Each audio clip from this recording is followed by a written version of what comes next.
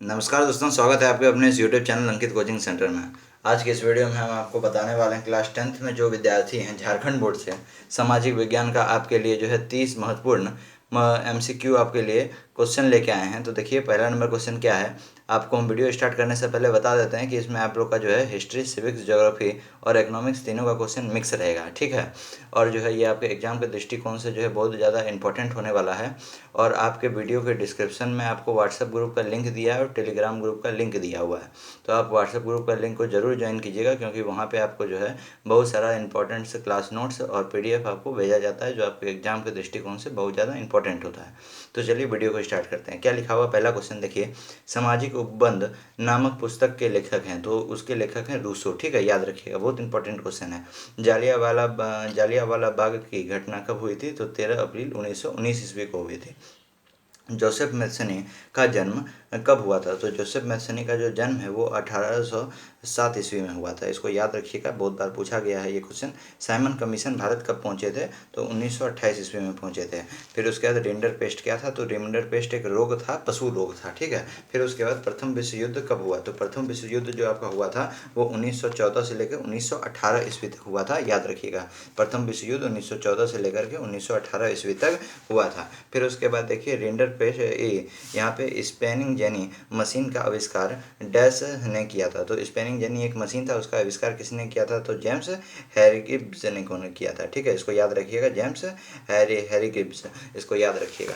ये भी आपका इंपॉर्टेंट क्वेश्चन है। फिर उसके बाद देखिए अगला क्वेश्चन हम लोग देखते हैं। अगला क्वेश्चन है गांधी इरविन समझौता डैश को हुआ था? गांधी इरविन समझौता आपका जो है 5 मार्च 1931 को हुआ था, ठीक है। फिर उसके बाद निम्न में से कौन सी एजेंसी सर्वाधिक क्षेत्र में स्टील को बाजार में उपलब्ध कराती है? तो कौन सा ऐसा एजेंसी है? तो एजेंसी का नाम है सेल, याद रखिएगा इसको। फिर उसके बाद अब जो है यहाँ से आप लोग का ज्योग्राफी का क्वेश्चन स्टार्ट हो जाता है। टोटल 30 आपके लिए महत्वपूर्ण क्वेश्चन है। इसको जो है देख करके इसको आप पूरी याद कर लीजिएगा, आपको एग्जाम में से बहुत सारा क्वेश्चन मिलेगा। भारत का सबसे लंबा राष्ट्रीय राजमार्ग इनमें से कौन है? तो जो है आपका इनमें से कौन है? तो 7 आपका आंसर हो जाएगा। सबसे लंबा जो है राष्ट्रीय राजमार्ग इनमें से कौन है? तो इनमें से कौन है? तो 7 हो जाएगा। इनमें से कौन रबी फसल है? तो रबी फसल यहाँ पे जो है चना हो जाता है, ठीक है। चना, गेहूँ, ये सब रबी फसल हो जाता है। नवीकरणीय योग्य संसाधन का एक उदाहरण है तो सौर ऊर्जा। नवीकरणीय मतलब योग्य संसाधन मतलब जो कभी खत्म नहीं होगा, तो सौर ऊर्जा है ना, सूर्य। अब देखिए यहाँ पे जो है अगला क्वेश्चन क्या है। अगला क्वेश्चन आप लोग का झारखंड राज्य का गठन कब हुआ? तो झारखंड राज्य का आप लोग का जो गठन है वो आप लोग का हुआ था, आप लोग का जो झारखंड राज्य का गठन है वो 2000 ईस्वी को हुआ था। फिर उसका अगला क्वेश्चन देखिए क्या है। 1970 और 1993 के मध्य में बेल्जियम में संविधान में कितने बार संशोधन हुआ था? तो यहाँ पे इसे 1970 से 1993 के बीच में बेल्जियम में जो है संविधान में कुल 4 बार जो है संशोधन किया गया था। 4 इसका सही आंसर हो जाएगा। अगला क्वेश्चन हम लोग देखते हैं। अगला क्वेश्चन आप लोग का है। अगला क्वेश्चन आप लोग का है कि इनमें से कौन गैर लोकतांत्रिक देश है? तो गैर लोकतांत्रिक देश आपका क्या हो जाता है? जिसमें लोकतांत्रिक गैर रूप से है वो पाकिस्तान हो जाता है, ठीक है। पाकिस्तान आपका आंसर हो जाएगा। अगला क्वेश्चन आप लोग का है भारतीय जनता पार्टी का मुख्य प्रेरक सिद्धांत क्या है? तो ये मुख्य प्रेरक सिद्धांत सांस्कृतिक राष्ट्रवाद है। ये आप लोग का उतना इंपॉर्टेंट क्वेश्चन नहीं है। अगला क्वेश्चन हम लोग देखते हैं जो आप लोग का इंपॉर्टेंट है। भारतीय कम्युनिस्ट पार्टी की स्थापना कब की गई? तो 1925 ईस्वी में जो है भारतीय कम्युनिस्ट पार्टी की स्थापना की गई। श्रीलंका स्वतंत्र राष्ट्र डैश में बना, तो यानी श्रीलंका स्वतंत्र कब हुआ था? तो सन 1948 ईस्वी में हुआ था, ठीक है। अब देखिए यहाँ पे बहुजन समाज पार्टी का गठन डैश में हुआ, तो बहुजन समाजवादी पार्टी का गठन कब हुआ था? सन 1984 में हुआ था, ठीक है। 22 भाषाओं को भारतीय संविधान की डैश अनुसूची में रखा गया था, तो 8वीं जो है अनुसूची में रखा गया था 22 भाषाओं को, ठीक है। अगला क्वेश्चन हम लोग देखेंगे। सब आप लोग का इंपॉर्टेंट क्वेश्चन है, इसको जरूर याद करना है आपको। केंद्र के साथ राज्य सरकारों की साझी दिलचस्पी वाले विषय डैश के अंतर्गत आते हैं, तो ये आपका आंसर हो जाएगा समवर्ती सूची, ठीक है। समवर्ती सूची इसका राइट आंसर हो जाएगा। हम लोग अगला क्वेश्चन में आते हैं। अगला क्वेश्चन देखिए क्या है।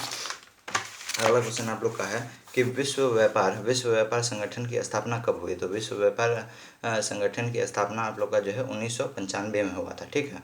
अगला क्वेश्चन हम लोग देखेंगे कि राष्ट्रीय ग्रामीण रोजगार गारंटी अधिनियम कितने जिलों में लागू हुआ था? तो 200 जिलों में आप लोग का जो है राष्ट्रीय ग्रामीण रोजगार गारंटी अधिनियम जो है लागू हुआ था, कुल 200 जिलों में। ये आप लोग का इकोनॉमिक्स का क्वेश्चन है, ठीक है। अगला क्वेश्चन हम लोग देखेंगे कि रोजगार की परिस्थितियों के आधार पर आर्थिक गतिविधियां कितने क्षेत्र में बांटी हुई थी? तो कुल आपका 3 हो जाएगा, 3 आपका सही आंसर हो गया।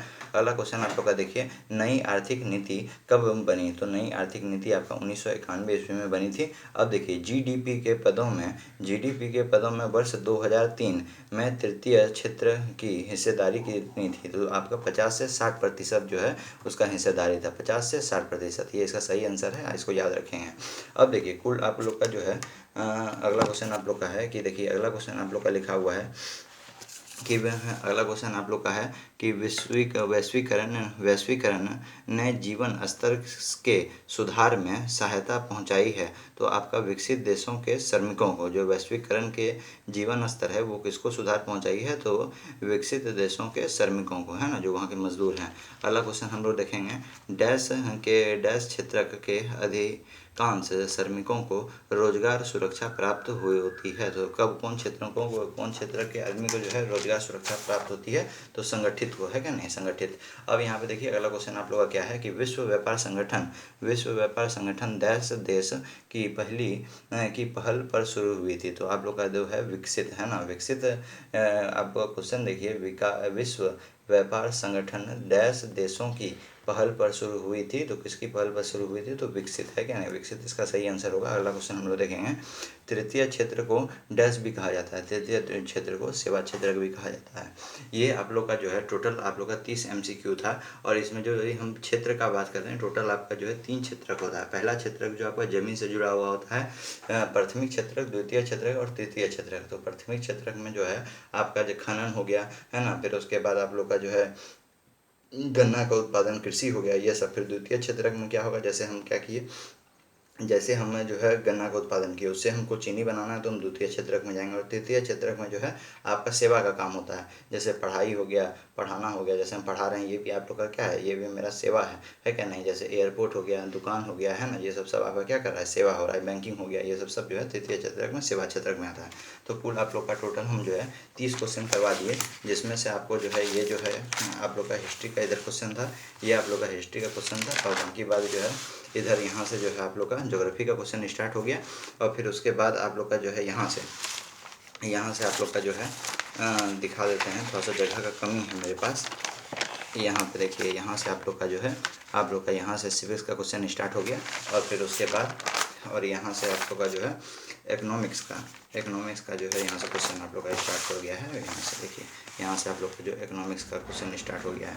तो कुल आप लोग का 30 इंपॉर्टेंट क्वेश्चन है, इसको आप लोग देख के जरूर जाइएगा। और फिर से आपको बता देते हैं कि डिस्क्रिप्शन में आपको जो है व्हाट्सएप ग्रुप और टेलीग्राम ग्रुप दोनों का लिंक मिलेगा, उसको जो है जाकर के आप ज़रूर ज्वाइन कर लीजिएगा। और जो है आप इस वीडियो को यदि आपको पसंद आया तो लाइक शेयर सब्सक्राइब जरूर कीजिएगा।